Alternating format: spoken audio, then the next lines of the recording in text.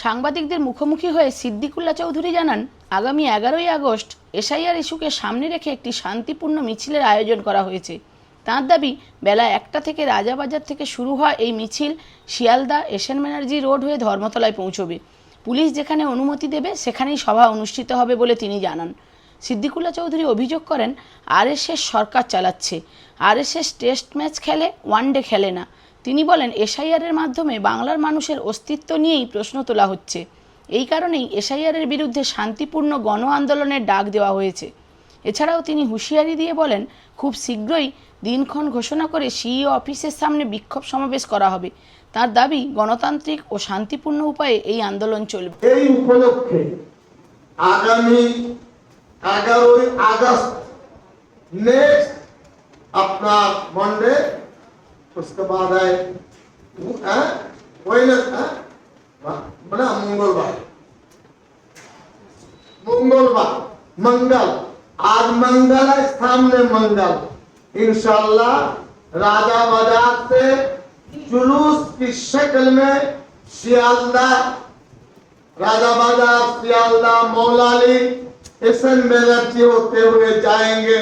Police जहाँ जगह देगी वहाँ 2-4 बात करके हम लोग अपना मुद्दा को पूरा करेंगे। समझ गए आप? আপনারা বুঝছেন এসআইআর বিষয় নিয়ে আগামী 11ই আগস্ট মঙ্গলবার বেলা 1টায় রাজাবাজার চৌরাস্তা থেকে সোজা শিয়ালদা, মৌলালি, এসএন ব্যানার্জি হয়ে ধর্মতলায় আমরা পৌঁছাবো। পুলিশ সেখানে আমাদের বলবে এখানে দাঁড়ান, আমরা দাঁড়ান। আমরা ডিসিপ্লিন ফোর্স 40 ইয়ার্স, 40 বছরে কলকাতায় কোনো ইনসিডেন্ট নেই। আমি জানি আরএসএস গভর্নমেন্ট চালাচ্ছে, আরএসএস টেস্ট ম্যাচ খেলে, ওয়ানডে ম্যাচ খেলে। আরএসএস বোঝে বাঙালিদের অস্তিত্ব নিয়ে প্রশ্ন,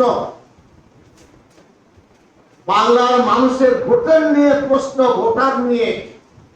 এটাকে সচেতন করার জন্য, পাবলিসিটির জন্য, আপনার সিইও দৃষ্টি আকর্ষণ করার জন্য আমরা শান্তিপূর্ণ মিছিল এবং শান্তিপূর্ণ ভাবে ধর্মতলায় যেখানে তারা দেবেন, আমরা ওই 5 পাতা 6 পাতার মোড়ে আমাদের ওখানে সভা করে 1টা থেকে 4টে পর্যন্ত আমরা এই কর্মসূচি রূপায়িত করবো ইনশাআল্লাহ। কলকাতার পুলিশকে বলি, আমি তাদের চিনি, 10 বছর মিনিস্টার ছিল। আপনারা গোলমাল করবেন না, এটা আমি বিশ্বাস করি। বাইরের লোক গোলমাল করবে না কলকাতায়। 40 বছর তো করেন, নন্দীগ্রাম তো আমরা করছি। আমাদের ভলেন্টিয়ার থাকবে 500। তাদের ডিসিপ্লিন, প্রত্যেকটি 12 জন ভলেন্টিয়ারে একজন ইনচার্জ। তাদের ড্রেস, তাদের ক্যাপ পুলিশকে দিয়ে দেব। পুরো রাজাবাজার থেকে ধর্মতলা পর্যন্ত পুলিশ দাঁড়িয়ে দেখবে যে আমরা কত ডিসিপ্লিন। আমরা 2000 লোকের কথা বলেছি। বর্ষা বাদলা যদি বাড়তি লোক আসেন জেলা থেকে, টাইম টু টাইম আমরা পুলিশকে ইনফর্ম করব। আমি অনুরোধ করব রাজ্যবাসীকে শান্তিপূর্ণ ভাবে রিগার্ডিং এসআইআর আমাদেরকে শান্তিপূর্ণ আন্দোলন করতে হবে।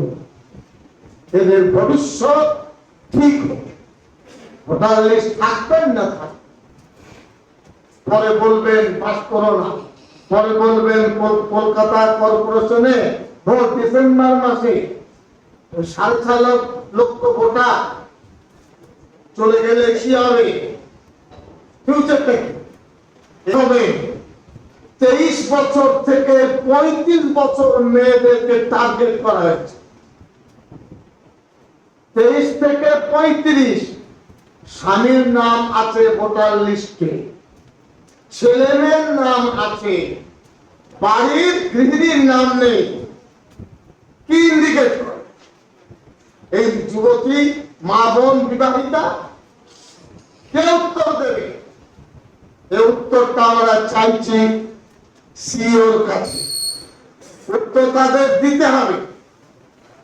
আপনাদের মাধ্যমে আমরা পাবলিকের কাছে যেতে চাইছি। এদের ভবিষ্যৎটা কি? না কিনতে পারছে না ফেলতে পারছে। বাড়িতে ঝগড়া হচ্ছে, আমি কোথায় যাব? কেউ কেউ বলছেন, এটা আমি নিজের কানে শুনিনি, সিএম নাকি বলছেন আর কিছু হবে না। সিএম কোন আইন নয়, ওটা চেয়ার। তারা ঠিক করে বলবেন কি করতে চায়। আমরা অত্যন্ত দায়িত্ব নিয়ে বলছি,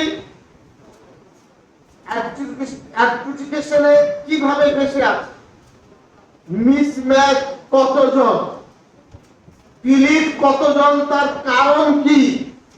রাষ্ট্রসংঘ দুটো থাপ্পড় মেরে ঘুম ভাগাতে চেষ্টা করেছে, ঘুম ভাঙেনি। কিসে ঘুম ভাঙবে? ঘুমটা ভাঙবে কিসে? ওই বিহারের মতন কিসে ভাঙবে? এটা আমার প্রশ্ন।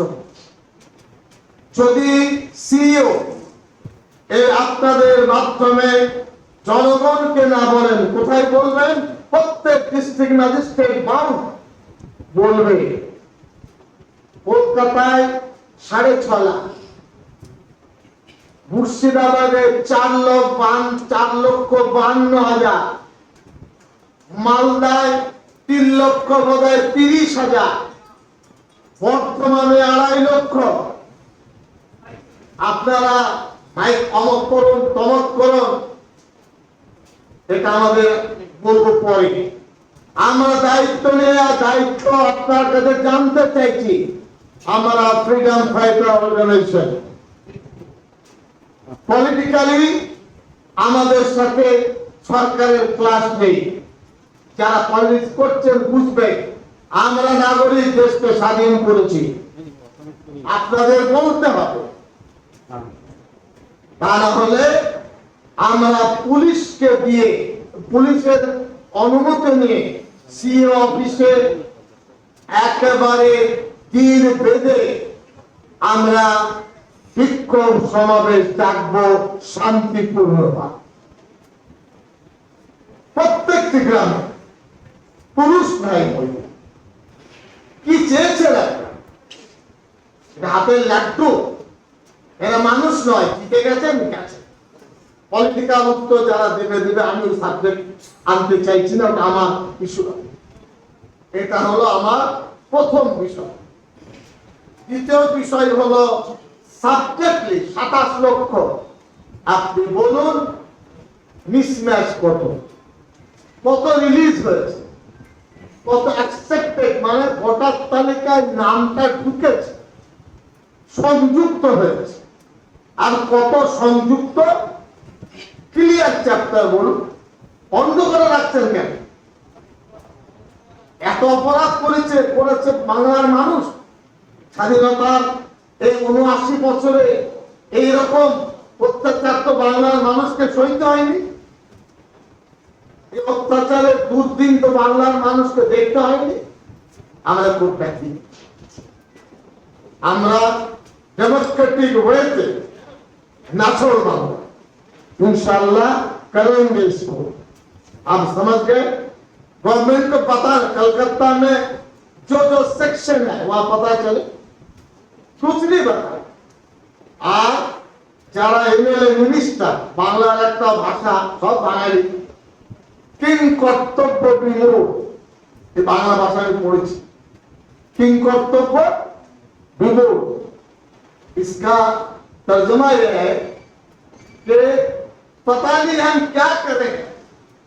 ये विधानसभा के एमएलए मिनिस्टर लोग ऐसे स्थिति में है, उनको समझ में नहीं आ रहा।